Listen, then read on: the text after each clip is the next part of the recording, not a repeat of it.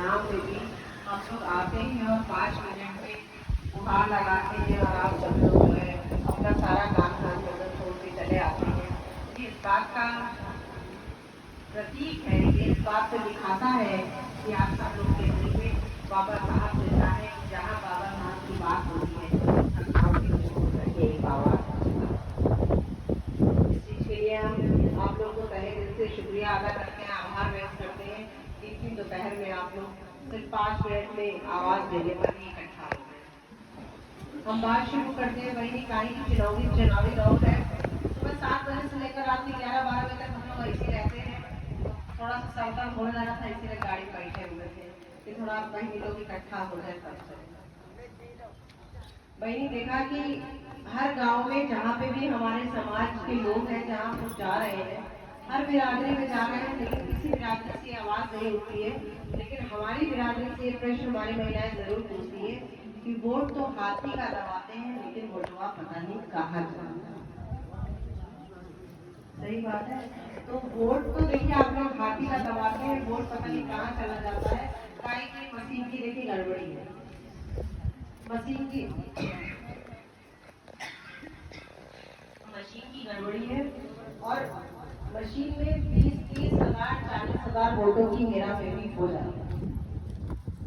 उस हेराफेरी के खिलाफ हम अभी कुछ कर नहीं पा रहे हैं, क्या है कि बहन अभी शासन सत्ता से बाहर है। लेकिन जिस दिन वो मुख्यमंत्री और जिस दिन वो प्रधानमंत्री बन जाएंगी, उस दिन इस चीज पे भी रोक जरूर लगेगी और वापस अपना बैलेट पेपर वाला जमाना है। काहे कि इन लोग को पता है कि एक बार बैलेट पेपर शुरू हो गया तो फिर हमारी बहुजन समाज को मुख्यमंत्री प्रधानमंत्री हटाने से कोई हटा नहीं सकता। इसलिए ये लोग डरते हैं, मशीन लगा रखे हैं, अपना 20-30 हजार की वोटों की गड़बड़ी कर देते हैं। देखिए भैया आप सब लोग इस बात के गवाह हैं कि 2019 में आप लोग ने यहाँ से अपने बसपा के प्रत्याशी को जिता के भेजा था कि नहीं भेजा था? बताएं बहनी लोग। इसलिए भेजा, क्या मशीन की गड़बड़ी तब नहीं हुई थी? वोटों की गड़बड़ी तब नहीं हुई थी?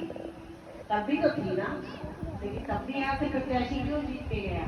तब प्रत्याशी यहाँ इसलिए जीत के गया कि आप लोगों ने इतनी भारी मात्रा में वोट डाला था कि जो दूसरी पार्टी से हमारी पार्टी के प्रत्याशी का अंतर था बहनी 1,61,500 वोटों का अंतर था। तो जब इतना ज्यादा वोटों का अंतर था तो ये दूसरी पार्टी वाले 20-30 हजार 50 हजार का गड़बड़ी कर भी ले गए तो भी हमारे प्रत्याशी को नहीं हरा।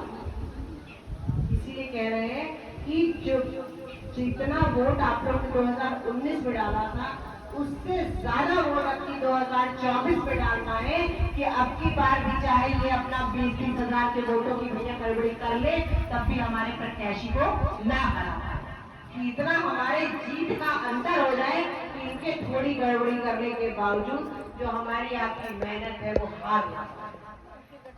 और बहनी हम लोग तो हमारा बिरादरी हमारा समाज बहुत जागरूक है, झोला भर भर के वोट कर देता है। लेकिन जो हम लोग के दूसरी बिरादरी के लोग हैं, जो हमारे धोबी बिरादरी है, पारसी बिरादरी है, खटीक है, ये सब लोग जो है बहनी जो है हमारे बाकी जो समाज के लोग हैं 5 किलो राशन 6,000 रुपए कानूनियों के लालच में बिक जाते हैं। तो आपको इनको ये समझाना है कि आज के जमाने में भैया क्या चीज कोई चीज फ्री आती है? कोई चीज फ्री नहीं आती ना।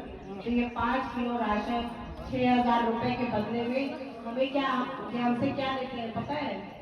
ये जितने भी हमारे देश में पूंजीपति लोग हैं, धन्ना सेठ है, ये सब लोग जो है चुनाव के टाइम पर इन पार्टियों से जो है पार्टियां इन पूंजीपतियों से चंदा लेती है, पैसा लेती है, तभी तो चुनाव में खर्च करती है, खूब पैसा भर भर के ले लेती है। और जब ये लोग इलेक्शन जीत जाते हैं और सरकार बनाते हैं तो इन पूंजीपतियों को लाभ पहुंचाने के लिए ये महंगाई को बढ़ा देते हैं।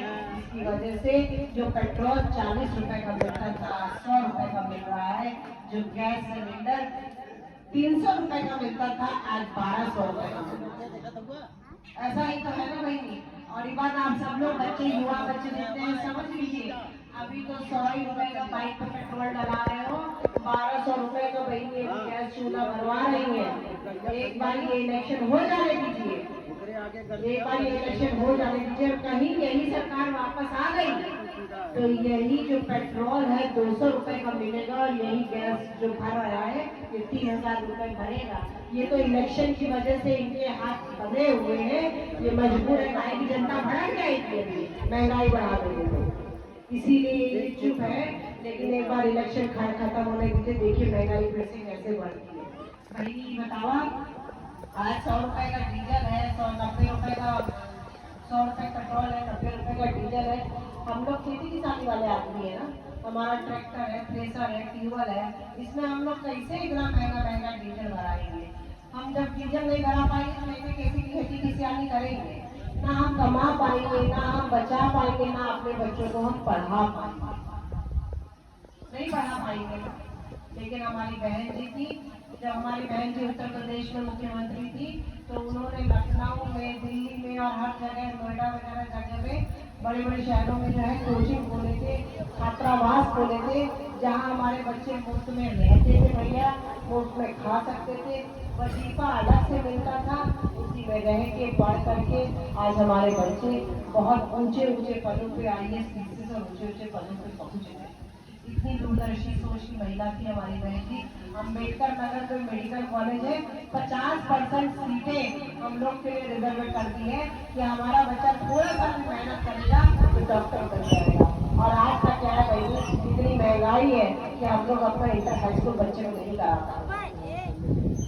वो पुलिस भर्ती वाली परीक्षा हुई थी ना, गए थे आप लोग, देखो कितने बच्चे गए थे पुलिस भर्ती की परीक्षा हुई थी, और उसमें जो है हमारे बच्चे ने पहले इंटरनेट पे गए, पैसा खर्च किया, फॉर्म लिया, पैसा निकाला ना अपनी जेब से, फॉर्म भरा, फिर रजिस्ट्री की, पैसा खर्च किए ना, एडमिट कार्ड आया, सब लखनऊ, इलाहाबाद, दूर दूर जगहों पे सारे बच्चे गए, किराया खर्च किया, वहाँ गए, पैसा कौड़ी खर्च हुआ ना भाई, एक दिन के लिए एग्जाम देने जा रहा है, कुछ खाएगा पिएगा, खर्च करके सब कुछ आया, रिजर्वेशन कराया, वापस आया, घर तक भी नहीं पहुंच पाया, न्यूज आई, पेपर लीक हो गया है, पेपर कहीं से पुलिस भर्ती।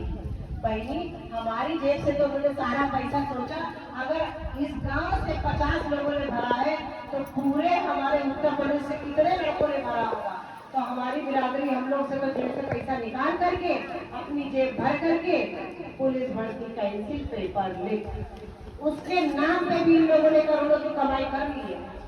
तो ये जरा जरा सी बातें जहाँ तक हम सोच भी नहीं सकते वहाँ से ये कमाई कर लेते हैं, और हम गरीब लोग की जेब से 20-20, 30-30, 40-40, 100-100 रुपए कमा करके अपनी कोठियों को भर लेते हैं।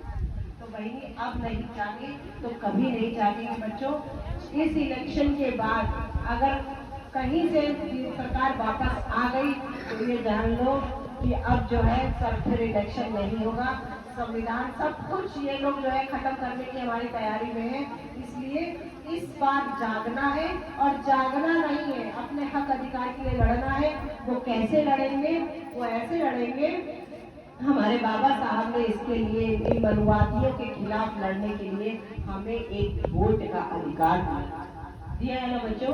वो वोट का अधिकार हमारी वो ताकत है कि 5 साल बड़ी बड़ी गाड़ियों से चलने वाले लोग, हेलीकॉप्टर में उड़ने वाले लोग हर 5 साल पे हमारे दरवाजों पे आते हैं, हमारे कदमों में गिरते हैं और हाथ जोड़ करके हमारी अपनी काकी से कहते हैं काकी वोट हमें ही के दिया। ये है हमारे की ताकत बच्चों में। तो क्या जरूरत है आपको वोट मांगने का? है कि वो जानते हैं कि एक वोट से सरकार बनती है और एक वोट से सरकार गिर जाती है, इसलिए उनको हमारे वोट की ताकत पता है। और बहनी, लेकिन हम लोग तो यही करते हैं, बहनी तो जा निश्चिंत होके, हमारे लोग तो हटिए वाले हैं, हटिए पे वोट डालेंगे, यही कहते हैं ना आप लोग। इससे काम नहीं चलेगा बहनी, काहे कि सिर्फ एक जाति के वोट डालने से, सिर्फ एक जाति के इकट्ठा होने से कोई राजनीति नहीं होती है, कोई नेता नहीं बनता। हम लोग सिर्फ अपनी ही बिरादरी में नहीं, भैया देखो जितने भी हम लोग जैसे चौराहे वगैरह में जाते हैं, दूसरी जाति के लोग मिलते हैं, उनसे पूछिए कि आप किस पार्टी को वोट करेंगे। अगर वो किसी और पार्टी का नाम देते हैं तो आप उनसे कहिए कि भैया कहाँ है, उनको वोट कर रहे हो, महिलाएं देख रहे हो कहाँ जा रही है। और एक हमारी बहन जी का शासन काल था, कहीं देखा होगा बच्चे, याद है आप लोग नहीं देखा होगा या आप लोग ने देखा होगा, कहीं कोई बात होती थी, कोई सुनवाई होती थी तो आराम से हम लोग की बातें सुनी जाती थी और उस पर एक्शन होता था। आज गांव में बहू बेटी की इज्जत की बात आ जाए या गांव खानदान में कोई बात आ जाए, चले जाइए थाना दिखाने को, घुस नहीं पाएंगे थाने में, और ऊपर से चिरौरी करके कहीं घुस गए तो रिपोर्ट नहीं कर दोगे, और मान लीजिए किसी से फोन वोन करवा दीजिए, कोई है जान पहचान का, तो रिपोर्ट दर्ज भी हो जाएगी, तो बड़ी बड़ी मोटी मोटी फाइलों के नीचे वो दबा दी जाएगी, उसमें कोई एक्शन नहीं होगा।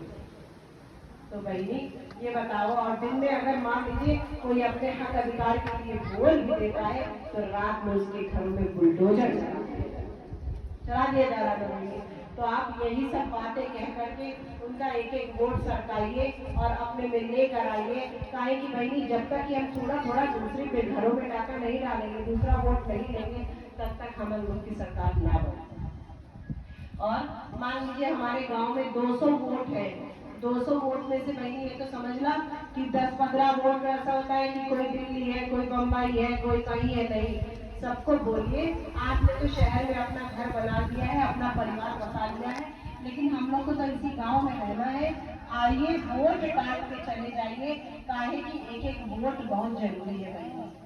न्योता हकारी का समय है, अगर शहर से कोई आ रहा है तो उसको कहिए भैया रुद्रा में 1 महीना मुझे खिला दे, 25 मई को वोट डालना तब काहे कि भाई एक एक वोट से, और हमें सिर्फ जीतना नहीं है, मैं बार बार आप लोग को समझा रही हूँ, जीतना नहीं है, हमें जीत का अंतर इतना ज्यादा रखना है कि अगर वो 50,000 के वोटों की गड़बड़ी कर भी ले तो भी हमारे प्रत्याशी को हरा देंगे। इसीलिए मैं कह रही हूँ अपने वोट की ताकत पहचानिए, काहे कि भाई हम लोग की जिंदगी तो देखा कट गई, जो थोड़ी बहुत है वो कट गई, लेकिन ये जो छोटे छोटे बच्चे हमारे हैं इनके भविष्य के लिए अब नहीं सोचे, अब नहीं जागे तो फिर कभी नहीं जागेंगे।